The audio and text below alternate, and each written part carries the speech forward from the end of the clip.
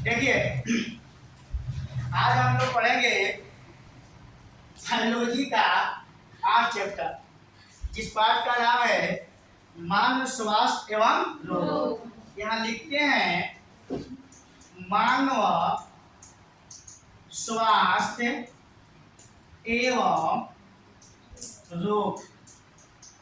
ठीक है, और चैप्टर आपका 8 है। चैप्टर क्या है? 8 चैप्टर है। सबसे इम्पोर्टेंट चैप्टर है। इसमें से 3-4 क्वेश्चन टच करेंगे एग्जाम में। आप सभी विद्यार्थी का ध्यान दें। ठीक है, तो मानव स्वास्थ्य लोग जब चैप्टर का नाम है तो समझ गए कि हम लोग को क्या पढ़ना है। स्वास्थ्य के बारे में पढ़ना है, किसके बारे में पढ़ना है? रोग के बारे में पढ़ना है। क्लियर है? तो सबसे पहले स्वास्थ्य निकालेंगे। ठीक है, अगर स्वास्थ्य मतलब अंग्रेजी में उसको क्या बोलेंगे? ठीक है, स्वास्थ्य क्या होती है? ध्यान देंगे बोर्ड पे कि स्वास्थ्य का मतलब क्या होता है कि जब कोई इंसान का मानसिक रूप से, शारीरिक रूप से, व्यवहारिक रूप से अगर उसका हर कुछ परिपूर्ण है तो उस व्यक्ति को हम क्या बोलेंगे? स्वास्थ्य। क्या बोलेंगे? स्वास्थ्य। अगर किसी को ऐसा लगता है कि हम बढ़िया फिटनेस बना लिए हैं तो स्वास्थ्य है, तो उसको कभी हम स्वास्थ्य नहीं बोल सकते हैं। स्वास्थ्य का मतलब तो हमको बोलने का तरीका, बैठने का तरीका, हमारा मानसिक सोच सही होनी चाहिए, शरीर सही होना चाहिए। ठीक है, उसको हम स्वास्थ्य बोलेंगे। बात समझ गए? अगर कोई व्यक्ति हो, एग्जाम्पल है, अगर कोई व्यक्ति हो, मान लो हम ही हैं, अगर हम आप लोग के बीच बैठे हैं, हर बात में गुस्सा जाना, हर बात में पटका पटकी करना, हर बात में झंझट जैसा बोलना, तो उस स्वास्थ्य नहीं बोलेंगे। वह व्यक्ति अंदर से उसके शरीर में बहुत प्रकार की क्या है? कमियां हैं, जिस कमी को वजह से वह हर बात में क्या हो जाता है? गुस्सा हो जाता है, हर बात में कुछ ना कुछ बोल देता है। ठीक है, तो उसको हम स्वास्थ्य कभी नहीं बोल सकते हैं। स्वास्थ्य व्यक्ति कभी भी देखिएगा वह चंचलता रहेगा, लेकिन बोलने समझने का उसका तरीका होगा, किस ढंग से कैसा व्यवहार करनी चाहिए। ठीक है, उसको स्वास्थ्य बोलते हैं। ना कि खाली जींस पहन लिए, कुर्ता पहन लिए, लड़का से बाल रख लिए और हम स्वास्थ्य हो गए, ऐसा कोई बात नहीं। स्वास्थ्य का मतलब जिसका हेल्थ अच्छा रहेगा वो कभी भी किसी समाज में जहां भी रहेगा उसके हर चीज एकदम मानसिक तौर से आवाज निकलेंगे, बातें होगी, कोई भी काम हो सकता है। एग्जाम्पल, अगर मान लो अगर हमें कोई बीमारी है, मान लो हमें कोई बुखार है, चाहे कोई अंदर से तकलीफ है, कोई भी बीमारी है, तो अगर हम कहीं जाते हैं पढ़ाने, चाहे कुछ पढ़ने, तो हमको उसमें मन लगेगा? कभी नहीं मन लग सकता है। अगर हम पढ़ेंगे तो हमारे दिमाग में ढुकेगा ही नहीं, क्योंकि हमारे अंदर से क्या अनेक प्रकार की बीमारी है। ठीक है, जिसके वजह से माइंड में ढुक ही नहीं सकता, वहाँ मन ही नहीं लगेगा, तो उसको हम स्वास्थ्य बोलेंगे नहीं। स्वास्थ्य का मतलब क्या होना चाहिए कि शारीरिक रूप से और मानसिक रूप से, व्यवहारिक रूप से, सामाजिक रूप से हमें परिपूर्ण रूप से अच्छा होना चाहिए, जिसको क्या बोलेंगे? स्वास्थ्य। क्या बोलेंगे? स्वास्थ्य। ठीक है, तो स्वास्थ्य इसको बोलते हैं। अब देखो, स्वास्थ्य के बाद आ जाती है रोग। रोग क्या होती है? अब भैया जब हमारे शरीर के अंग या अंग तंत्रों में कोई कमी हो जाएगी तो हम उसको रोग बोल सकते हैं। क्या बोल सकते हैं? रोग। रोग मतलब क्या कि अगर हमारे बॉडी में कोई प्रकार की कमी आ जाएगी तो हमारे पूरे बॉडी को हिला के रख देगा। अगर मान लो छोटा सा फुंसी हो जाए, अगर जिसको बरटूट बोलते हैं, अगर कोई बाल टूट गया, वहां पर अगर घाव हो जाए तो पूरे बॉडी को हिला के रख देगा। हम कोई काम मन से नहीं कर सकते हैं। हमको तकलीफ है तो मन से काम कहाँ से करेंगे? ये हमारी क्या हो जाएगी? रोग। ठीक है, तो पहले हम स्वास्थ्य का डिफिनेशन लिखिए आप लोग। स्वास्थ्य का देखिए, शारीरिक, मानसिक, सामाजिक, व्यवहारिक होना है किसी का। ठीक है, सामाजिक, शारीरिक, मानसिक, सामाजिक, व्यवहारिक,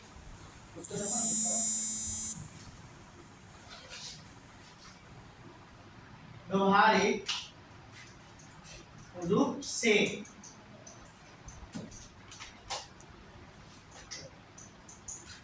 परिपूर्ण है उसे स्वास्थ्य कहते हैं।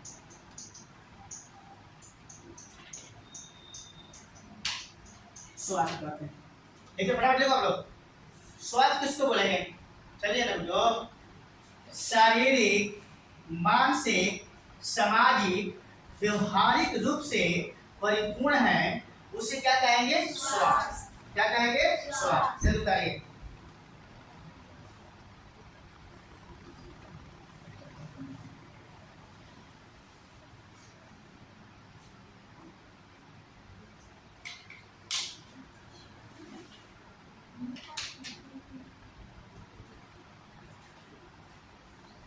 हो गया?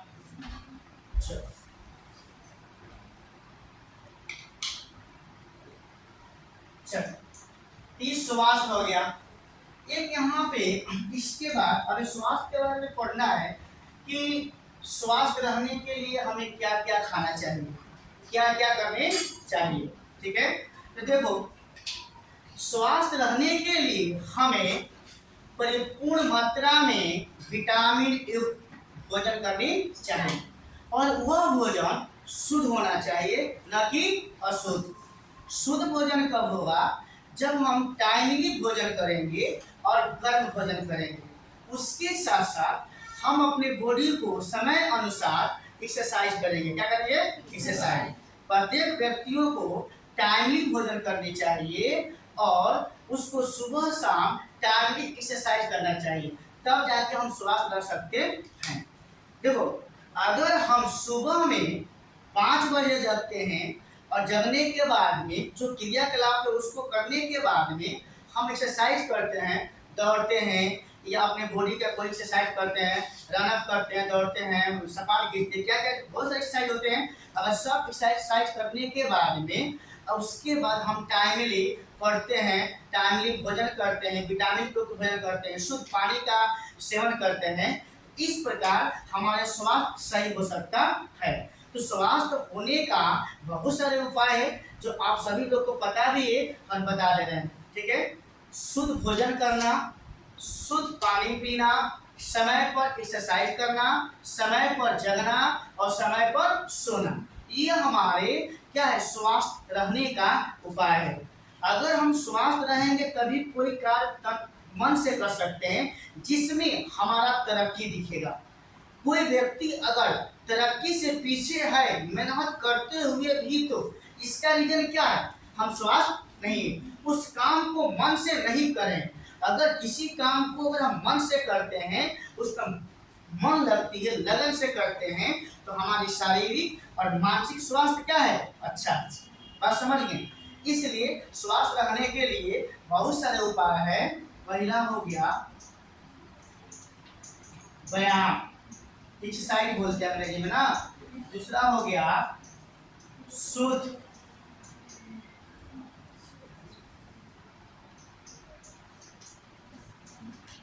विटामिन युक्त भोजन।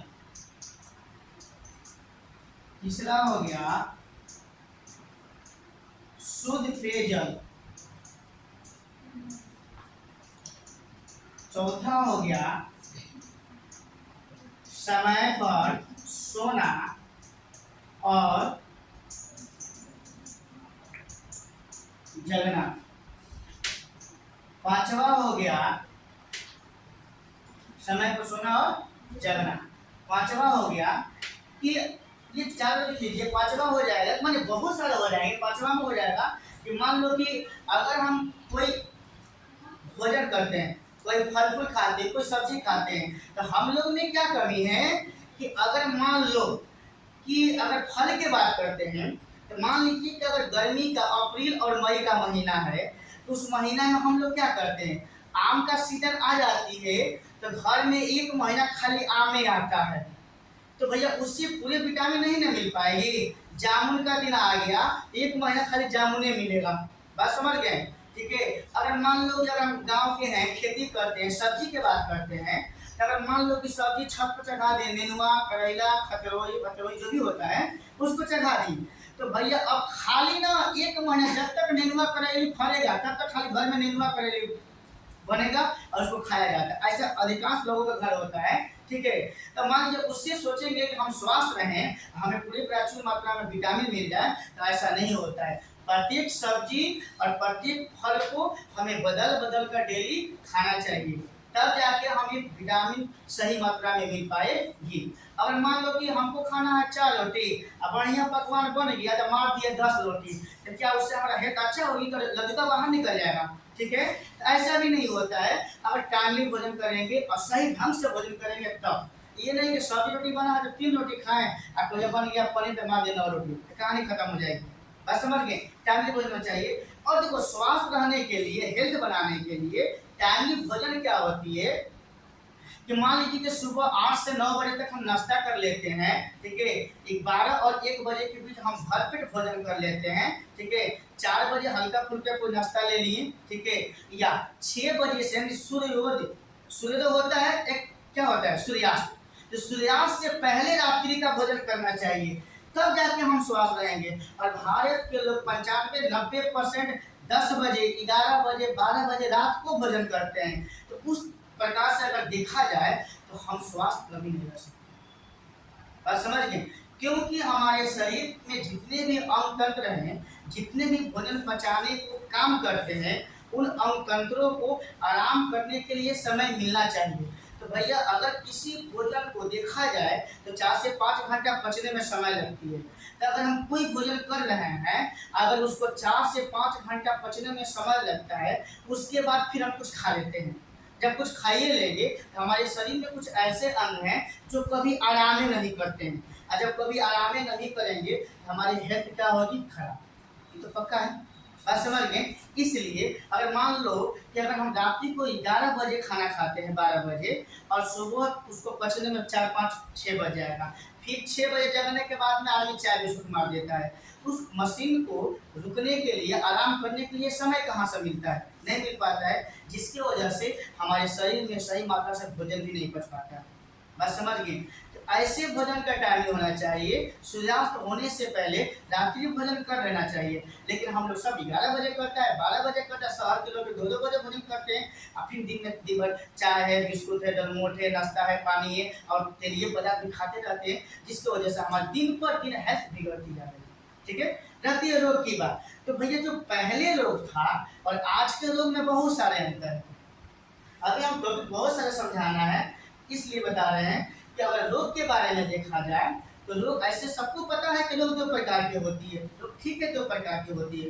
लेकिन कुछ वैज्ञानिकों ने सिद्धांत दिया था, और जिस सिद्धांत के अनुसार बताया गया कि पहले जो रोग थी ना, खाली बहुत क्या थी, बहुत कम माने बीमारी होती थी, खासकर बुखार से संबंधित होती थी। अगर हम रोग की बात किया जाए, आपको बताइए कि मत हम समझा रहे हैं थोड़ा सा। अगर रोग की बात किया जाए, ध्यान दें, बताइए आप लोग कुछ बताइए। अगर रोग की बात किया जाए, रोग क्या होती है? देखिए रोग क्या होती है, तो पहले रोग खाली बुखार से संबंधित लोग कहते हैं। अगर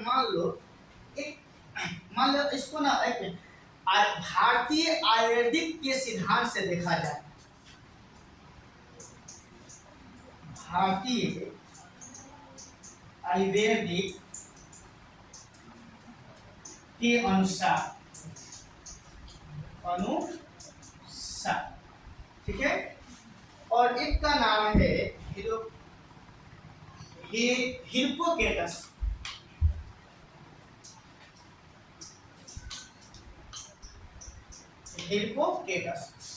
हिप्पोकेटस और भारतीय आयुर्वेदिक के अनुसार देखा जाए तो ये बता रहे थे पित्त के बारे में, एक अच्छा सिद्धांत दिए थे, अच्छा तरलीय सिद्धांत।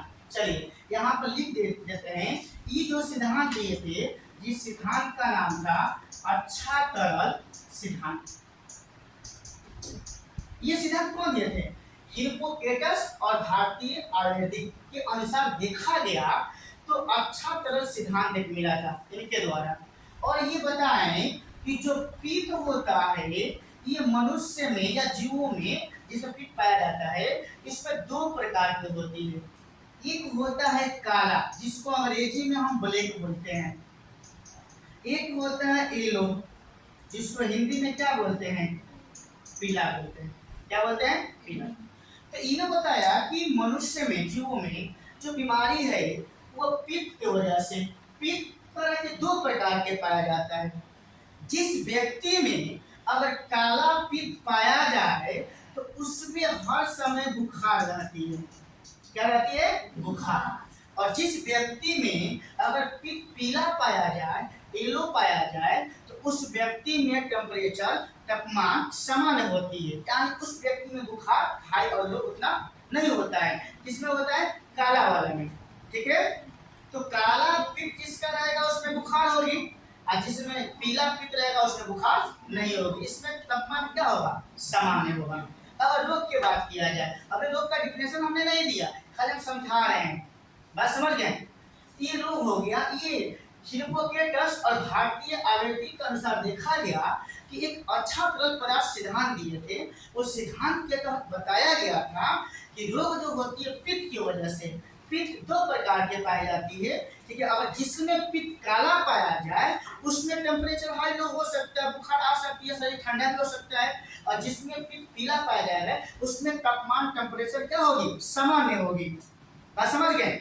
तो ऐसे होता है बुखार। क्योंकि इससे पहले देखा जाए, बहुत पीछे चला जाए, तो पहले किसको क्या पता था कि हेपेटाइटिस क्या होती है, एड्स क्या होती है, जॉन्डिस क्या होती है, कैंसर क्या होती है, कुछ पता नहीं था। क्षय क्या होती है, नहीं। कुछ खाई जानता था, बुखार, कोई बड़े आया था बुखार आया, और नहीं तो पेट दर्द, मांस क्या बोलते हैं उसको, मेंस्ट्रुएशन साइकिल की वजह से महिलाओं में, और मासिक क्रिया आती है तो पेट में दर्द होती है, एक्टर होती है, उसके वजह से, या खुद दबा के भोजन कर लिए नहीं पचा उसके वजह से, ठीक है, या गैस अपना लिया उसके वजह से, ठीक है, और उसके बाद बुखार। इतना ही लोग की जानकारी थी। लेकिन धीरे धीरे जनरेशन बढ़ती गई, नॉलेज होते गया, और सब चीज का खुद होते गया। आज हम इतना आगे पहुंच चुके हैं कि हमको पूरा पता है WHO के तहत, WHO के तहत, वर्ल्ड हेल्थ ऑर्गेनाइजेशन, ठीक है, इसके तहत बहुत सारे बीमारियों को पता लगाया गया कि हमारे बॉडी में कितने सारे बीमारी हैं। बस समझ गए। तो ये चीज पढ़ रहे हैं रोग, तो रोग में पहले ये था काला और येलो। बस समझ गए, ठीक है। तो आप लोग लिखिएगा रोग, लिख लीजिए। रोग में हिप्पोक्रेटस और भारतीय आयुर्वेदिक के अनुसार एक अच्छा तरल सिद्धांत दिया गया था, जिसमें बताया गया कि पित्त मनुष्य में किसी में काला पित्त पाया जाता है, किसी में पीला पित्त। जिसमें काला पित्त पाया जाएगा उसमें बुखार हो सकती है, और जिसमें पीला पित्त होगा उसमें बुखार नहीं होती है। फटाफट 2 सेकंड बता लीजिए इसको।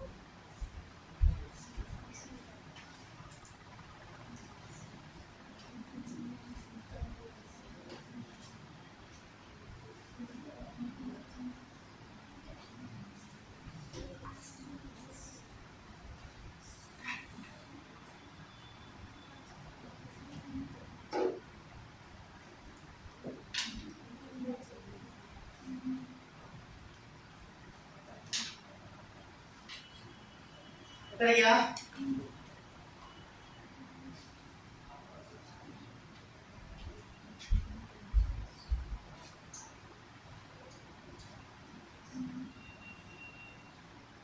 जल्दी करिए।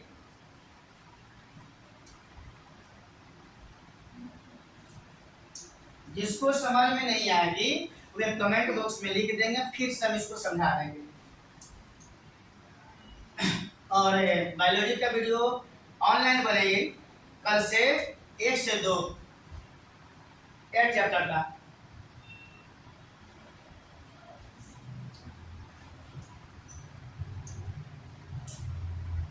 देखिए आप लोग, ठीक है। चलिए आगे चलते हैं। एक विलियम हार्वे थे, उन्होंने ये मत को, इस सिद्धांत को कुछ कट कर दिए।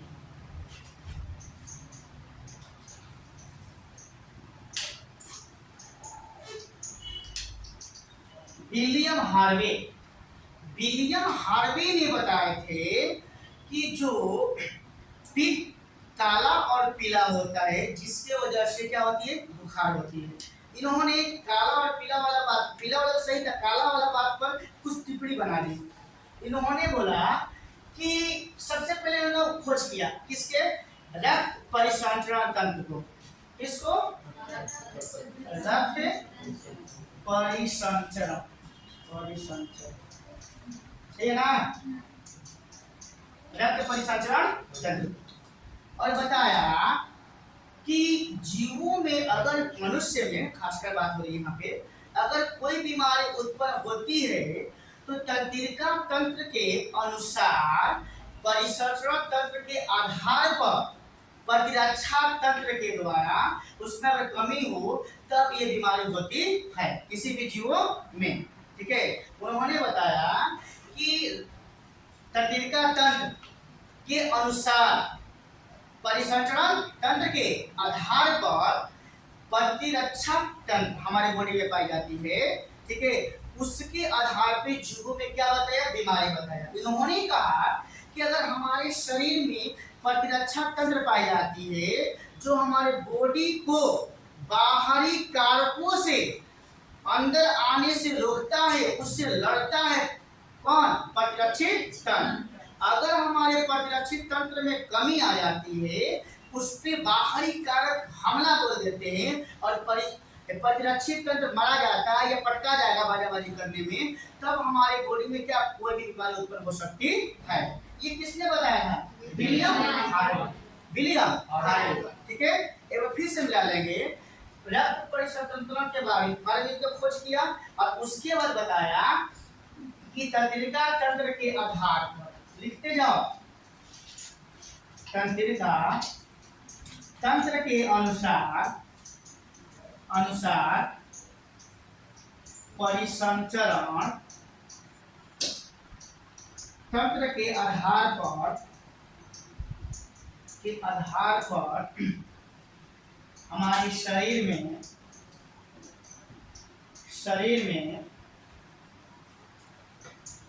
प्रतिरक्षा तंत्र, प्रतिरक्षा तंत्र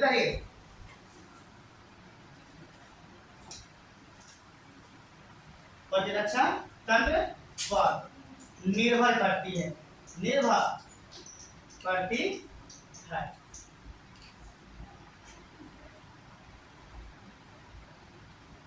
क्या निर्भर करती है? बीमारी, रोग। क्या निर्भर करती है? रोग निर्भर करती है। ठीक है, रोग। विलियम हार्वे रक्त परिसंचरण तंत्र के बारे में खोज किया और बताया कि तंत्रिका तंत्र के अनुसार परिसंचरण तंत्र के आधार पर हमारे शरीर में प्रतिरक्षा तंत्र पर निर्भर करती है रोग। बात समझ गए?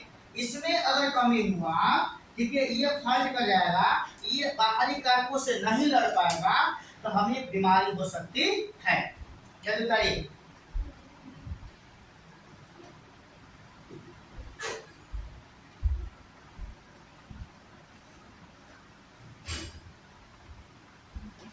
कर लिए? फटाफट चलो, वीडियो बन रही है ना बेटा इसको।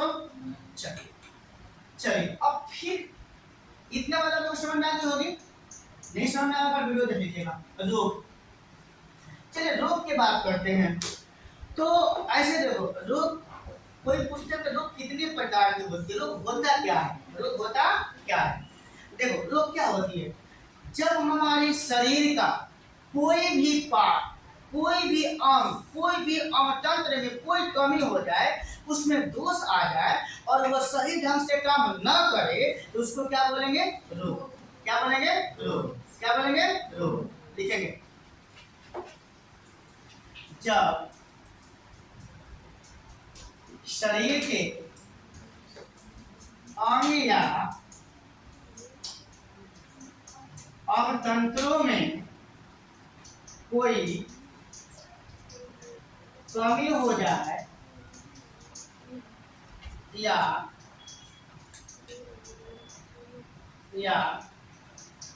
दोष उत्पन्न हो जाए,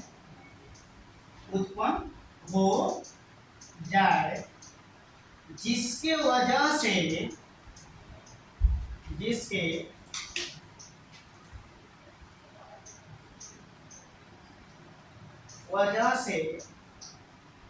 अंग काम करना बंद कर देता है, अंग काम करना बंद कर देता है तो उसे रोग कहते हैं। रोग कहते हैं। जब शरीर के अंग या तंत्रों में कोई कमी हो जाए या दोष उत्पन्न हो जाए जिसके वजह से अंग काम करना बंद कर देता है उसको क्या बोलेंगे? रोग। क्या बोलेंगे? रोग। ठीक है। अगर मान लो अम्मी हैं और हमारे हाथ कट गया और जब हाथ कट जाएगी तो इसमें भैया हम काम करना बंद कर देंगे तो अब तो रोग से ग्रसित हो जाए ना। अब इसका दवा कराएंगे, ठीक होगा नहीं होगा, घाव होगी, कुलसी होगी, क्या होगा, अब तो समय बताएगी। इसको क्या बोलेंगे? रोग। क्या बोलेंगे? रोग। हमारे अंग का कोई भी पार्ट जिसकी वजह से खराब हो जाए, बात बनती है, इसको आप लोग ध्यान दो। बात बनती है कि सर रोग कितने प्रकार के होता है, ध्यान दो।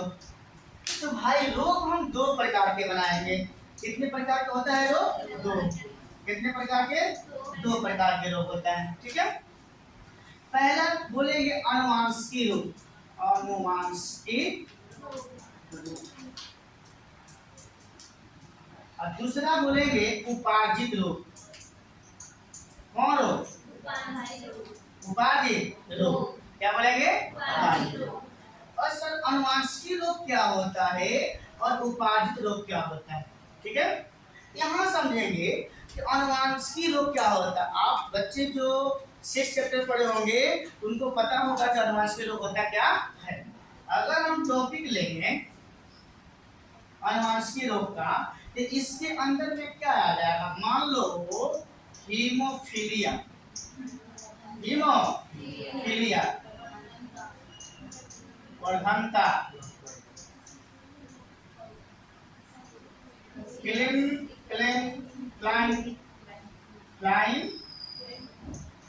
फ्लाइंग टेरस होता है ना।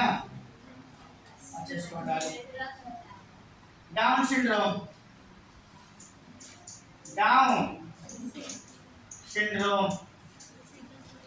डाउन, ठीक है। Sickle cell anaemia. Sickle cell anaemia. Turner syndrome. Turner syndrome. ऐसे में बहुत सारे रोग आ जाएंगे जो लिखना है, पढ़ाना भी, लेक्चर चल रही है। ठीक है। तो अनुवांशिक रोग में क्या आएगा? हीमोफीलिया।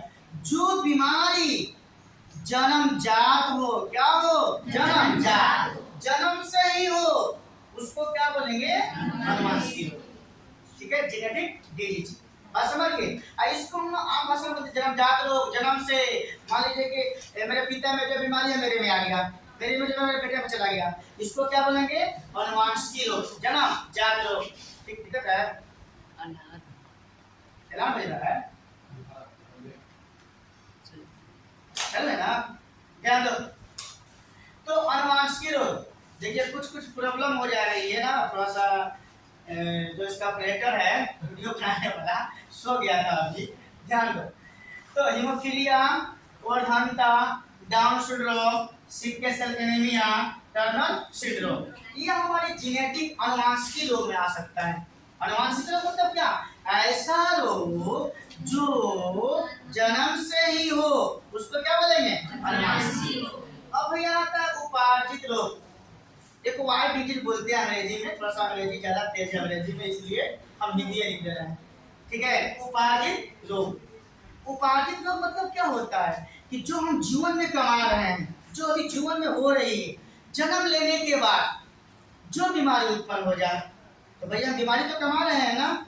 जिस प्रकार हम लोग पैसा कमाते हैं, जिस प्रकार हम मेहनत करते हैं, हम बीमारी भी कमा रहे हैं। कैसे कमा रहे हैं? बेटाइम खाना खाकर, बिना एक्सरसाइज किए रहते हैं, 8 बजे जगते हैं। ठीक है। ये क्या कमा रहे हैं? रोग को पाल रहे हैं। उसको क्या बोलेंगे? उपार्जित रोग। कौन बोलेंगे? उपार्जित रोग। जो रोग जन्म के बाद हो उसको क्या बोलेंगे? उपार्जित रोग। क्लियर है? ध्यान दो। मान लो अब टॉपिक दिया जाए उपार्जित रोग का।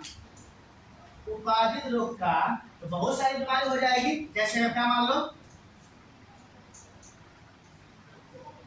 बुखार हो गया, कोई एलर्जी हो गया, घाव हो गया, कैंसर हो गया, ये सब क्या हम लोग पालते हैं, एड्स हो गया, ये सब हम लोग क्या करते हैं, पालते हैं। ये जन्म के बाद ना होता है, कब होता है, जन्म के बाद। तो बहुत सारे एग्जांपल हो जाएंगे, जितने हमारे सर जितने हॉस्पिटल में जाइएगा बहुत सारे मरीज मिलेंगे। अधिकतर 90% 80% उपाधित लक्षण वाले ही मिल जाएंगे। किसी को यहाँ घाव हुआ है, किसी को यहाँ घाव हुआ है, किसी को कान में, नाक में, दांत में, आंख में, कहीं बिलनी हो गया, कहीं घाव हो गया, कहीं फुंसी हो गया, समझ गए। उसको क्या बोलेंगे, उपाधित लक्षण। ठीक है, तो इसको बोलेंगे उपार्जित रोग। जो जन्म के बाद हो उसको बोलेंगे उपार्जित रोग। और जो जन्म जात हो, जन्म होते होते आया हो अंदर से, उसको क्या बोलेंगे, क्लियर है।